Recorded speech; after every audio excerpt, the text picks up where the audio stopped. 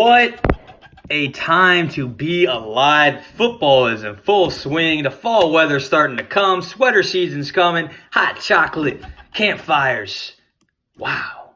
Great time to be a Kansas City resident or metropolitan area if you don't live in Kansas City, which I do now. I live in the metropolitan area. But it's time for some rankings for you motherfuckers. I'm excited.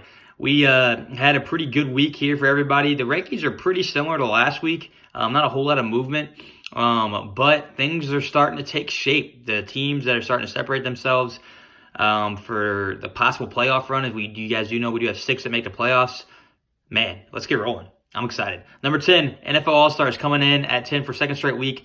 They dropped their 7th in a row. Matt Stafford, though, very good week for the NFL All-Stars. And Tyreek Hill caught that long touchdown from Matt Moore. You wonder what's going to happen in that Kansas City quarterback situation.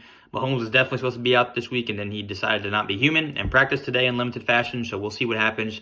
But if Matt Moore does, in fact, play this week, what does that mean for Tyreek Hill's value? I don't know. I mean, Tyreek Hill's still a beast. Matt Moore can still sling it, so we'll see. Coming in at number 9 for a second straight week, the Kareem's Lady Punchers, 1-6 on the season. Huge game for Phyllis Rivers, though. He looked really good for the Chargers.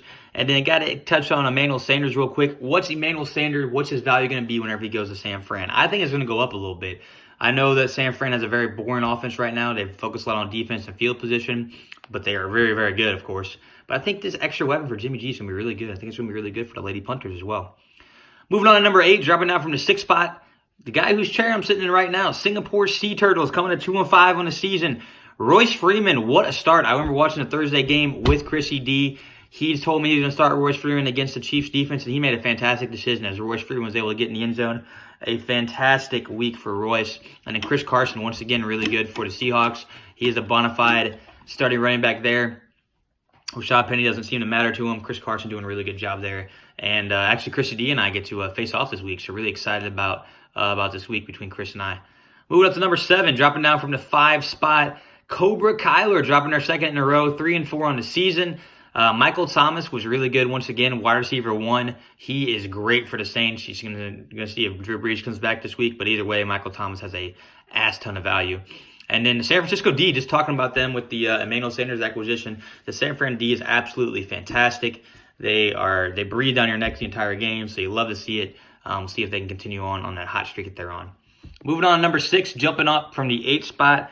Carry on, Wayward Son, moving up to 4-3. Sony Michel, once again, fabulous. 3 touchdowns for him. And then Marvin Jones.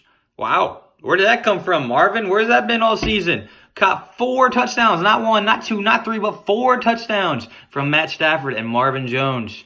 Looking pretty good if you can keep that up for the Lions. Number 5, Mark moved from the 7th spot to the 5 spot. He beat me by less than 2 points. Absolutely devastating loss for myself, but I thought it was going to be a bigger margin than that. His guys didn't quite do it. I thought they were going to do it on Monday, so it's a little bit closer than anticipated, but just dangling out in front of me and then just nabbing it. Winning by, I believe, 1.89 points, if I'm not mistaken, but I'm not bitter or anything. Don't worry. Rack them up. 4-3 on the season now. Darren Waller might be the best tight end in fantasy football. Wow, he's fantastic once again for the Raiders. And Josh Allen did what he had to do. A lot of people were talking about a big week he could possibly have, and he definitely did that for the Bills and helped lead Mark to victory. Moving on to number 4, staying consistent at number 40. Arrow Mark Avengers moving up to 4-3 on the season. Devontae Adams, is he going to be back this week? I hope so. But, man, Aaron Rodgers was pretty damn good without him. But you love to see it. I know that Robbie Ray wants Devontae back, and that would be huge for his playoff push up here coming forward. And then Leonard Fournette, all offseason, Robbie was banging the drum on Fournette, and he has definitely not disappointed. Great call by Robbie Ray, and he is definitely bringing